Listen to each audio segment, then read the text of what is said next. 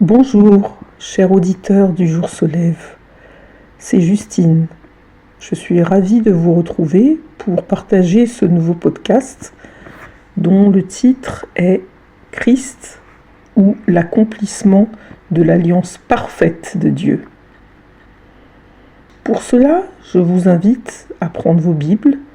Nous allons lire l'Épître aux Hébreux au chapitre 8 et au verset 6 dans la version français courant. Mais maintenant, le service qui revient à Jésus est un service bien supérieur, car il est l'intermédiaire d'une alliance bien meilleure, fondée sur de meilleures promesses.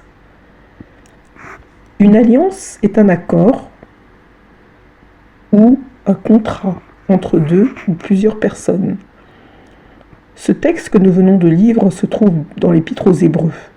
Il a été écrit à des chrétiens juifs convertis. S'il y avait un peuple sur la terre qui savait ce qu'était une alliance divine, c'était bien le peuple juif. Israël vivait sous l'Ancienne Alliance ou Ancien Testament. Mais les Juifs qui se sont convertis au Christ vivaient sous la Nouvelle Alliance ou Nouveau Testament. L'Ancienne Alliance était bonne, mais la Nouvelle Alliance est meilleure. Christ a obtenu un ministère d'autant supérieur qu'il est le médiateur d'une alliance plus excellente qui a été établie sur de meilleures promesses. Pour appuyer ce verset sur l'excellence de l'alliance par le sang de Christ, nous verrons 5 points de comparaison entre l'Ancienne Alliance et la Nouvelle Alliance. Premier point, l'Ancienne Alliance était basée sur ce que l'homme fait, tandis que la Nouvelle Alliance est basée sur ce que Dieu fait. La première alliance de Dieu était avec Adam et Ève. Mais malheureusement, Adam et Ève ont chuté et cette alliance a été rompue. Ensuite, une nouvelle alliance a été faite entre Dieu et Noé et toute sa famille à sa sortie de l'arche, unique survivant du déluge. Elle aussi a abouti par un échec. Cham, le jeune fils de Noé, a vu son père dans toute sa nudité, alors qu'il était ivre. Et l'apothéose, c'est quand les hommes ont voulu construire la tour de Babel pour défier Dieu. Cette alliance aussi a échoué. Ensuite, Dieu a fait alliance avec un homme, Abraham, puis Moïse. Dieu a établi encore une autre alliance avec son peuple. Cette fois-ci, pas une alliance orale, comme toutes les alliances antérieures, mais une nouvelle alliance écrite sur des tables de pierre. Les lois de Dieu devaient garantir la vie, la liberté, la prospérité pour le peuple de Dieu. Mais au lieu de les utiliser comme un guide à la vie, à la liberté et à la prospérité, le peuple hébreu les ont changés en instruments de jugement. L'Ancienne Alliance exigeait l'obéissance à 613 lois pour gagner les bénédictions de Dieu. Mais les bénédictions de la Nouvelle Alliance ne dépendent pas de nos œuvres. La Nouvelle Alliance ne nous paye pas le salaire que nous méritons. C'est une alliance de grâce. La Nouvelle Alliance n'est pas basée sur nos mérites. Elle est basée sur la grâce de Dieu. Dans Romains 6, verset 23, il est dit « Car le salaire du péché, c'est la mort, mais le don gratuit de Dieu, c'est la vie éternelle en Jésus-Christ notre Seigneur. » Nous voyons qu'à travers toutes ces alliances qui étaient faites avec les hommes et avec le peuple hébreu, elles ont révélé l'incapacité de l'être humain à faire ce qui est bien et juste aux yeux de Dieu. Elles ont révélé sa nature pécheresse. Seule l'alliance de Christ, basée sur ce que Dieu fait, fut parfaite. Le deuxième point, c'est que l'Ancienne Alliance gardait les gens à distance de Dieu. La nouvelle alliance nous approche près de Dieu. Sous l'ancienne alliance, il était défendu de s'approcher de Dieu. Pendant plus de 1000 ans, l'ancienne alliance gardait l'homme à distance de Dieu. Il n'était permis qu'à un seul homme, pendant quelques minutes, d'aller derrière le voile et d'entrer dans la présence de Dieu avec le sang de l'agneau sacrificatoire pour expier les péchés du peuple de Dieu. C'était le grand prêtre qui entrait une fois par année dans le lieu très saint. Mais il y a 2000 ans, l'agneau de Dieu qui ôte le péché, Jésus-Christ, a crié victorieusement de la croix, « Tout est accompli ».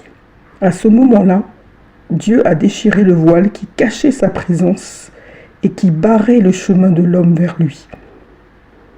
Éphésiens 2,13 dit « Mais maintenant, en Jésus-Christ, vous qui étiez jadis éloignés, vous avez été rapprochés par le sang de Christ. » Quelle bonne nouvelle!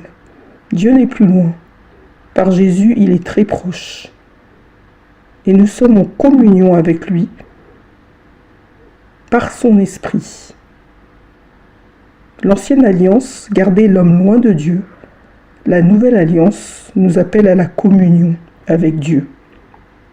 En tant que fils et filles de Dieu en Christ, nous avons l'Esprit de Christ en nous et nous demeurons en Christ et nous communions avec son esprit.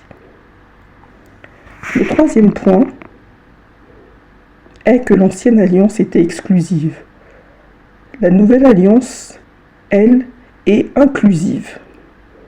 L'ancienne alliance était une alliance avec un peuple. Le Seigneur a dit à Israël dans Deutéronome 7, verset 6, « Tu es un peuple saint pour l'Éternel, ton Dieu.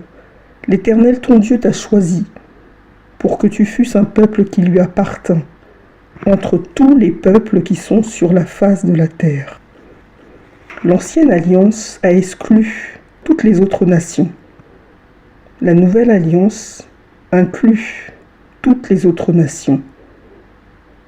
Dans Jean 3,16, il est écrit « Car Dieu a tant aimé le monde qu'il a donné son Fils unique, afin que quiconque croit en lui ne périsse point, mais qu'il ait la vie éternelle. » Quiconque. L'ancienne alliance est exclusive, la nouvelle alliance est inclusive. Peu importe qui vous êtes, que vous soyez noir, blanc, jaune, peu importe si vous êtes jeune ou vieux, grand ou petit, riche ou pauvre, malade ou en bonne santé, intelligent, criminel, peu importe si votre passé ou vos circonstances se présentent sont bonnes ou mauvaises, nous sommes tous inclus. Quatrième point. L'ancienne alliance était temporaire, la nouvelle alliance est éternelle. Toutes les alliances de l'Ancien Testament ne sont restées valables que pour une certaine période de temps seulement.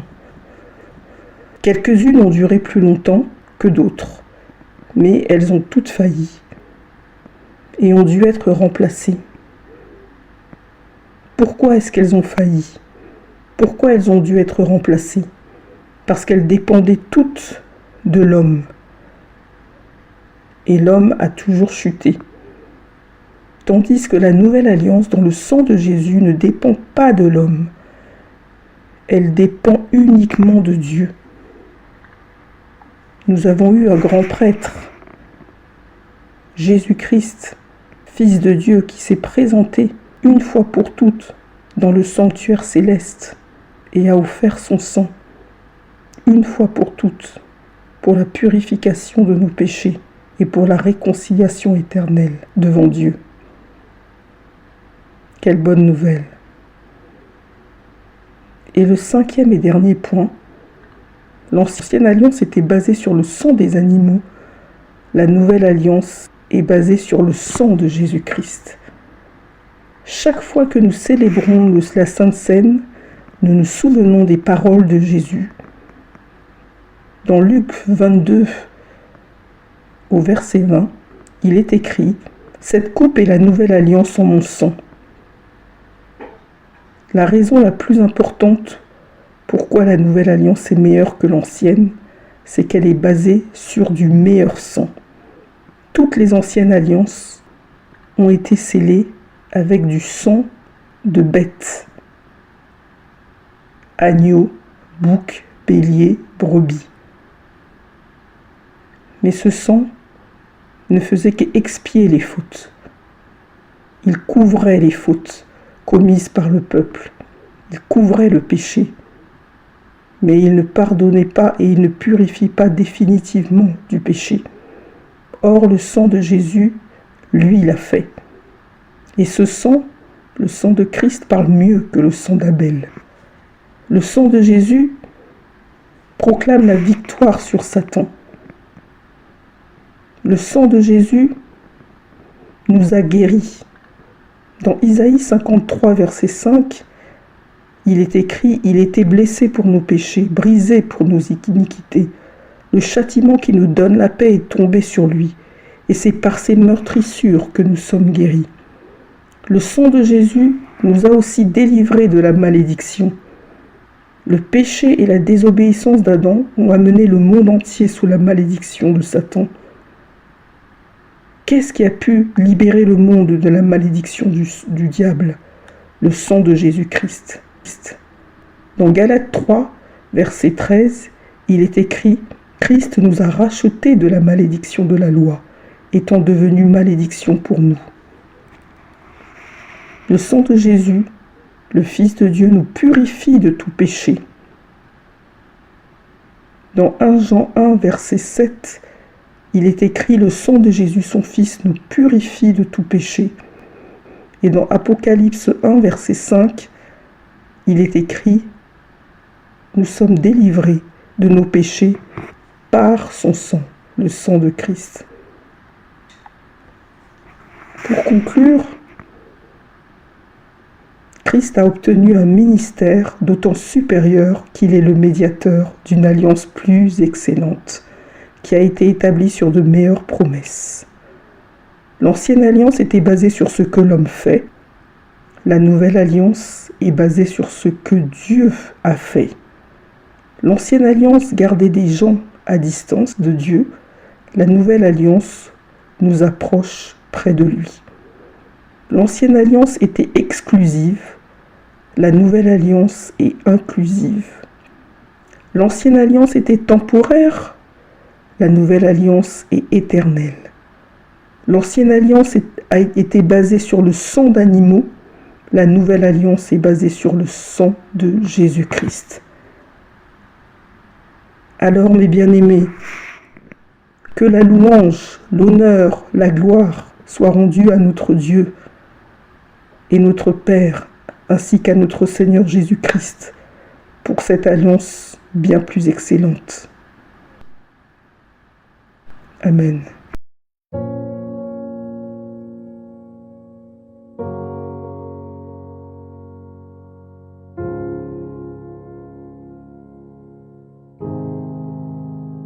Si la parole de Dieu touche votre cœur, ne l'endurcissez pas. C'est Jésus qui se manifeste. Il vous dit, « Voici, je me tiens à la porte et je frappe. Si quelqu'un entend ma voix et ouvre la porte, j'entrerai chez lui. Je souperai avec lui et lui avec moi. » Alors, si vous n'avez pas encore fait de Jésus votre Sauveur et votre Seigneur personnel, vous pouvez maintenant le faire. Déclarez à haute voix et d'un cœur sincère: Père, je te remercie parce que tu as envoyé Jésus-Christ mourir sur la croix pour mes péchés. Et tu l'as ressuscité des morts. Je désire, du plus profond de mon cœur, recevoir ton pardon et être racheté par le sang de Jésus. Jésus, je t'accueille maintenant comme mon Sauveur et mon Seigneur. Je renonce désormais au péché et je veux te suivre tous les jours de ma vie. Au nom de Jésus. Amen. Si vous avez fait cette prière, dites-le nous simplement dans les commentaires. Nous prierons pour vous et nous nous réjouirons avec le ciel tout entier, car Jésus a dit « Il y a plus de joie dans le ciel pour un seul pécheur qui se repent que pour 99 justes qui n'ont pas besoin de repentance. » Puis continuez de vous fortifier et de vous purifier par la parole de Dieu. La foi vient, mais elle ne vient que d'une seule source, de ce que l'on entend de la parole de Christ. Demandez au Saint-Esprit de vous guider et de vous éclairer. Il vous conduira dans toute la vérité. Il vous équipera pour toutes les circonstances de votre vie. Vous verrez que peu à peu, il vous révélera ce que ne peuvent comprendre ceux qui ne s'attachent pas à la parole. Car l'homme naturel n'accepte pas ce qui vient de l'Esprit de Dieu. C'est une folie pour lui, et il est incapable de le comprendre, parce que c'est spirituellement qu'on en juge. Et ne restez pas seul. Trouvez une assemblée qui se nourrit de la parole et y est fidèle. Et s'il n'y en a pas autour de vous, demandez au Saint-Esprit de vous faire rencontrer des frères et sœurs qui, comme vous, ont le désir de connaître Jésus plus profondément, de l'aimer et de le servir tel que lui le désire. Et soyez vigilants dans les enseignements que vous recevez, car Jésus nous a avertis. Plusieurs faux prophètes s'élèveront et ils séduiront beaucoup de gens. Et en toute chose, faites une confiance absolue au Seigneur et vous serez richement bénis.